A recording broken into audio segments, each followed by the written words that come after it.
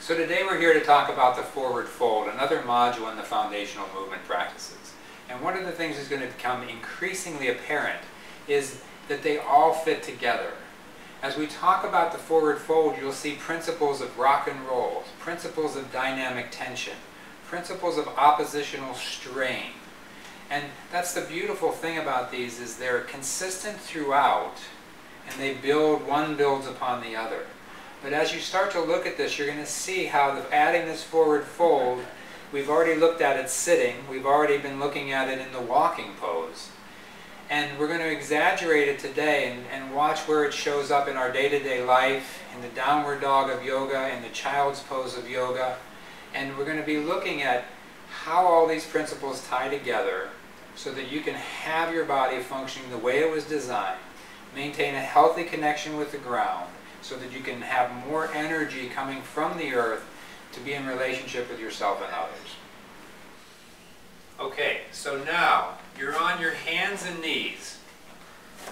Your arms are shoulder width apart, your knees are straight up and down underneath you. And we're going to start with some rock and roll of arching the pelvis forward, rolling the pelvis back, arching the pelvis forward, and rolling the pelvis back.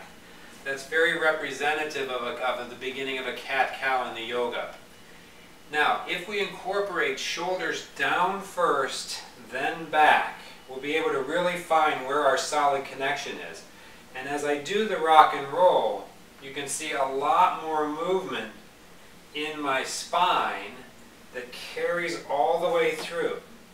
So instead of letting my shoulders move, if I get my shoulders down first, then back, get my weight right over my arms, when I do the rock and roll, it's much more of an entire spine moving and much healthier for the spine and the nervous system and the connectedness. Now, from this position, if I have my body in the arched forward position and I shift backwards, that takes me into the beginning of a forward fold. The forward fold we're talking about is the fold between your pelvis, your leg, and the body. If I come here again, shoulders down and back, engage my weight, if I go into the rounded position and I go back, we don't get as much of a forward fold, but it's still a nice stretch for the body and it's a good engagement.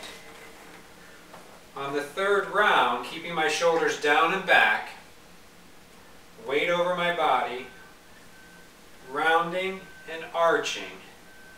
When I shift back, I've got a nice tight forward fold, bringing my arms back like this.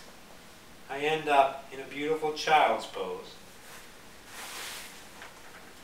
And then we can take this to another example and show you how this unpacks into a downward facing dog type movement in yoga and a forward fold just for its own sake.